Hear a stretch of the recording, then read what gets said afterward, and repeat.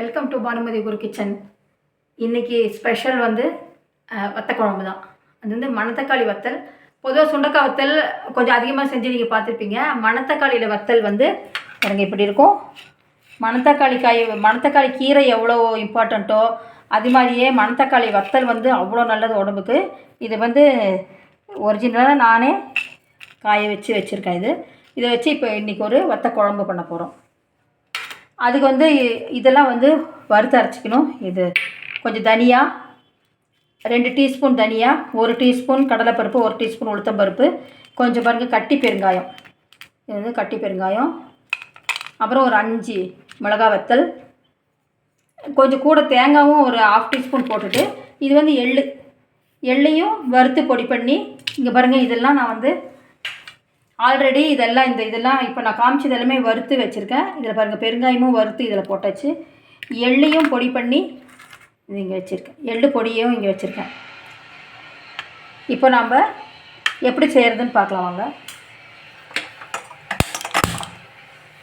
இதுக்கு வந்து நல்லெண்ணெய் வந்து ரொம்ப நல்லாயிருக்கும். நல்லெண்ணெய் போட்டுக்கலாம். நல்லெண்ணெய் தான் இது அருமையாக இருக்கும். நல்லெண்ணெய் வந்து கம்மன்ற நல்ல எப்போவுமே இந்த புளிக்குழம்பு வத்த குழம்பு இதுக்கெல்லாம் வந்து நல்லெண்ணெய் யூஸ் பண்ணாக்க டேஸ்ட் ரொம்ப நல்லாயிருக்கும். நல்ல கம்மன்ற வாசனை நல்லாயிருக்கும். கொஞ்சம் ஒரு 3 டீஸ்பூன் ஆயில் விட்டுக்கணும். வத்த குழம்புக்கு கொஞ்சம் எண்ணெய் இருந்தால் தான் ரொம்ப நல்லாயிருக்கும். ஃபஸ்ட்டு கடுகு போட்டுக்கலாம். இதில் நம்ம வந்து ஒரே ஒரு மிளகாய் வந்து வறுத்து அரைச்சதுலேயே போட்டிருக்கேன். ஒரு வாசனைக்காக ஒரே ஒரு மிளகாய் வத்தல் போட்டுக்கலாம்.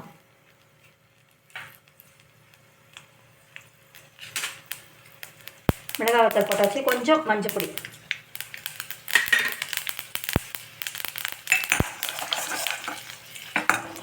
இதில் வந்து இப்போது இந்த எண்ணெயிலேயே வந்து நம்ம இந்த வத்தலை மணத்தக்காளி வத்தலை வந்து இதில் போட்டு போகிறோம். நல்லா பொரியும். கொஞ்சம் அது இப்போ வெடிக்கும் தான் பார்த்துக்கணும். இந்த மணத்தக்காளி வத்தல் எப்போயுமே கொஞ்சம் வெடிக்கும். டக்குன்னு தட்டு போட்டு கூட மூடி வச்சிடணும். இப்போ பாருங்கள் இதில் கொஞ்சம் கருவேப்பிலை போட்டாச்சு.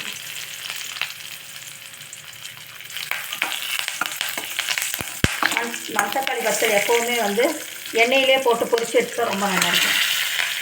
மஞ்சள் பொடி போட்டாச்சு, கருவேப்பிலை போட்டாச்சு. இப்போ வந்து இதில் நம்ம புளி தண்ணி ஆட் பண்ணிக்கலாம்.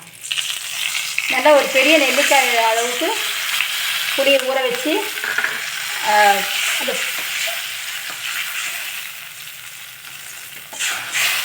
இது வந்து புளித்தண்ணி போட்டாச்சு. இப்போது இது வந்து ஆக்சுவலாக கொஞ்சம் நேரம் பச்சை வாசனை போக இந்த மணத்தக்காளி காய் வெடித்ததுனால டக்குன்னு ஸ்டவ் ஆஃப் பண்ணிட்டேன். திரும்ப ஆன் பண்ணியிருக்கேன்.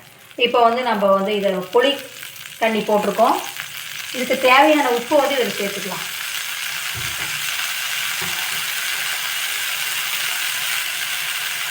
நல்லா கல்லுப்பு போட்டுருக்கோம்.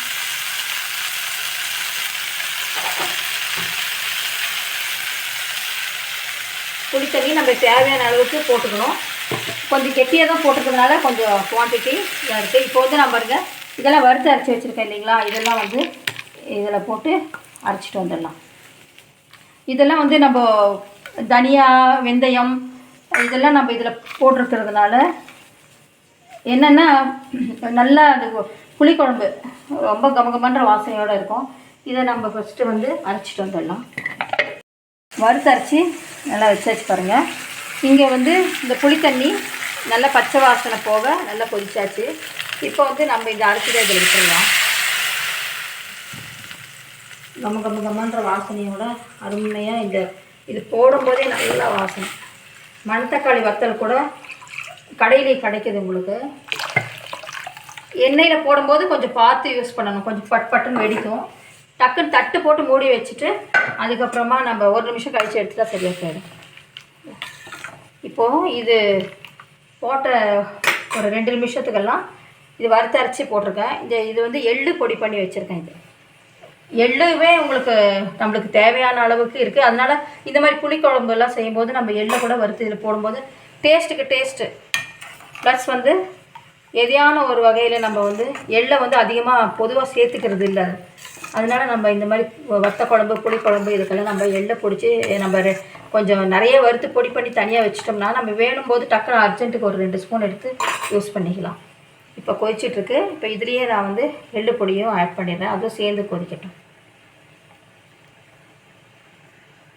பாருங்கள், எள்ளு பொடி ஃபஸ்ட் கிளாஸாக இருக்கும் எள்ளு பொடி போட்டு செஞ்சாக்க.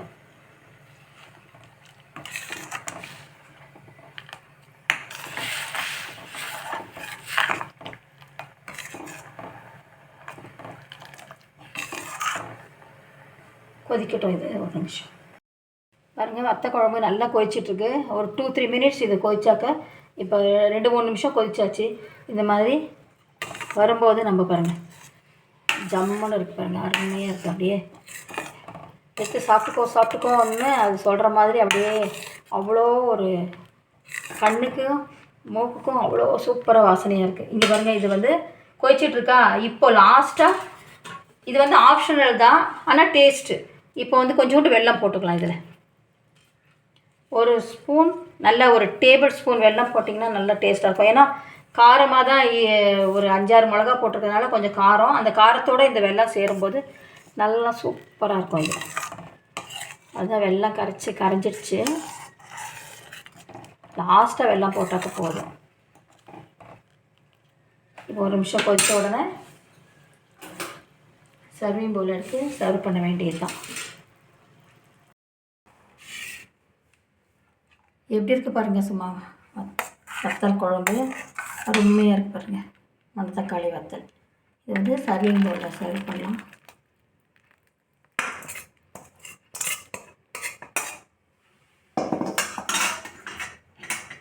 அருமையான ஒரு வத்த குழம்பு ரெடி ஆகிடுச்சு பாருங்கள். மணத்தக்காளி வத்தல், சுண்டக்காய் வத்த குழம்பு நிறைய பார்த்துருப்பீங்க.